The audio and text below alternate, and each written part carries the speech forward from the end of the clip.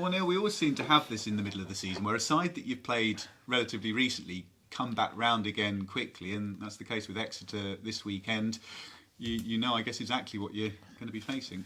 Yeah, I'm old, but I'm not old enough to remember being involved in Christmas and Boxing Day games against the same opponent and teams travelling. I've seen the stories and spoke to people that were involved on trains, travelling from Manchester to London, etc.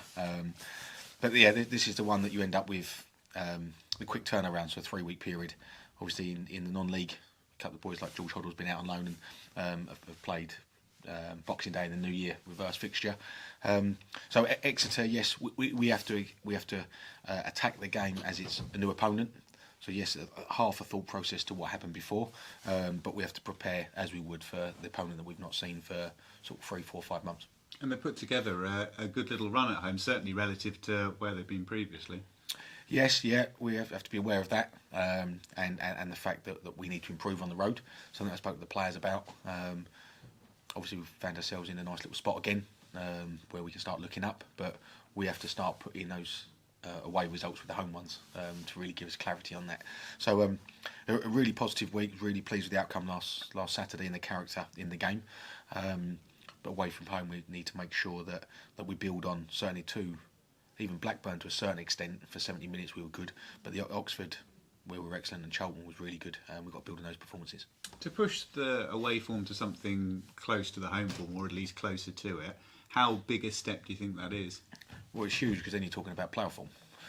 We're 10 points in the first 6 games, and that's playoff form. But we're conscious of the fact that we have to do that away from home as well. So, excellent point at Charlton, disappointed with a 95th minute undeserved equaliser for Oxford against us, which would have made it 2 really good points. But we have to start putting wins on the board as well. So, it takes the pressure off the home games when you start picking up away points. And with a run of fixtures now where we've got some tough away games, some vital away games, but also some really enjoyable ones as well. Do you see that perhaps as the long-term bigger picture, if you can push the away form closer to the home form and maintain the home form as it's been over a couple of seasons, that could be the key to really changing the outlook of the side? Well, we've got to make sure we're as every bit ruthless as we have been in the first few games at the Abbey, barring 15 minutes against Orient. So we have to make sure that we stick to that, but we have to add to the away performances as well. And then once you do that, once you get the combination, then you're really flying as a football club. Let's do the team news. So let's start with George Thomas, who was close this time last week. Is he looking okay? No. Is the simple answer. George won't be available this weekend, unfortunately. We hoped he would be, but he's not had a great development week so far. He's on the grass, but just not quite at the pace we want. So whether he makes Burton next week, that'd be more realistic. Yeah, so not good news for him. For Elias Kachunga, back in the side last week, hobbled off when he was subbed, but is he okay? Yeah, Elias has been on the grass this week, so I think more precautionary last week. I thought it was great to have him back in the team, give us that confidence to build play and have a look at him with Lyle Taylor for a small period. Elias we're hoping to have fit. Certainly if George isn't going to be fit, then Elias is quite key to us.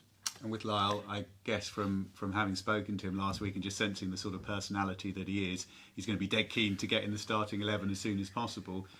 I suppose from your point of view, a bit of a trade-off in that having a player that can make the sort of impact that he made from the bench last week in of itself is a really handy thing to have. It is, yes. It is a fine balance. Lyle's had a couple more training sessions, but it's that balance between realising that he'd done 38 minutes last week. To get him to where we'd want to push him to 90 could be an element of risk. You don't really want to put your number 9 on from the start and then lose him. So that's a dilemma for this week. But with another week's training next week would put him in a really good position for the home game. Yeah, I suppose the classic thing of you've got him for the rest of this season, so you want as many games as possible out of him.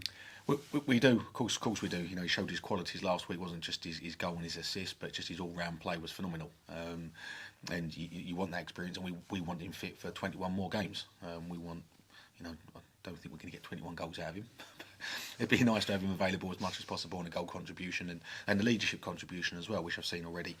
So we've got to make sure that we do the right thing by Lyle as well as by ourselves. You mentioned the leadership. I get the sense that the personality side of things and knowing what he's all about was a big thing for you, not just what he brings on the pitch, but all of the rest of it as well. Yeah, huge in January window. There's always, every player you sign in January is always an element of risk.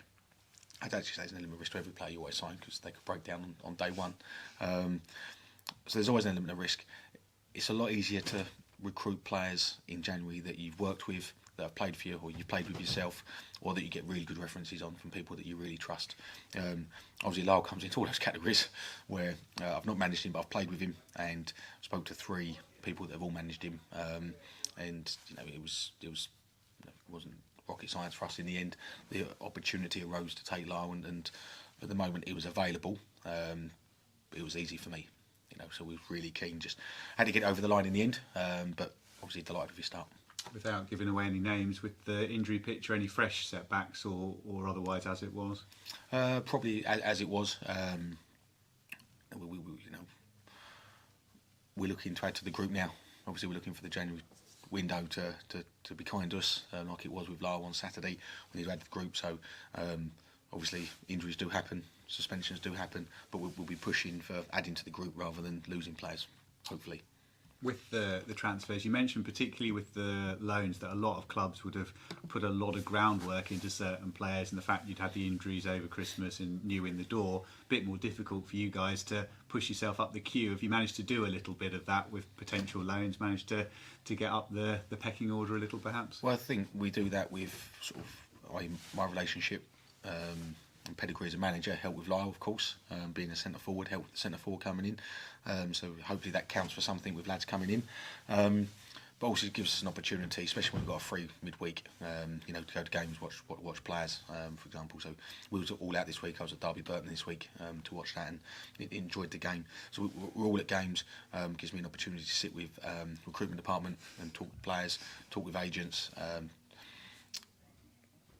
Just try and get closer, really. But we are, fortunately, things have been quite slow in the window for everybody at the moment, which is always the case. This week for me is holding week. We call it the third week. It's always holding week. Not a lot happens, and then it starts kicking off again next week. So it's about developing information and as much knowledge as we can, build relationships, and then try and get the deals over the line probably realistically next week. Yeah, and I guess particularly with the loans as well, and it would be, I suppose, the same for you guys letting players out on loan. Everybody wants to have their ducks in a row, so inevitably they end up getting pushed towards the end of the window. We haven't got anybody. and that's the reality of it, guys. We haven't. We haven't. So if there is any player that everybody that's fit knows they're close to the squad, and an opportunity arises. Brandon and Jock, who's had 2 appearances off the bench, you might have thought that was light years away 6-8 weeks ago, but he's had an impact. So he'll be delighted. And it might be some lads that are on the fringes might look and go, well, I do need some minutes somewhere, but at the moment I'm the next one in, so I need to be ready. So they're not going to want to go anywhere. So again, it's that real fine balance.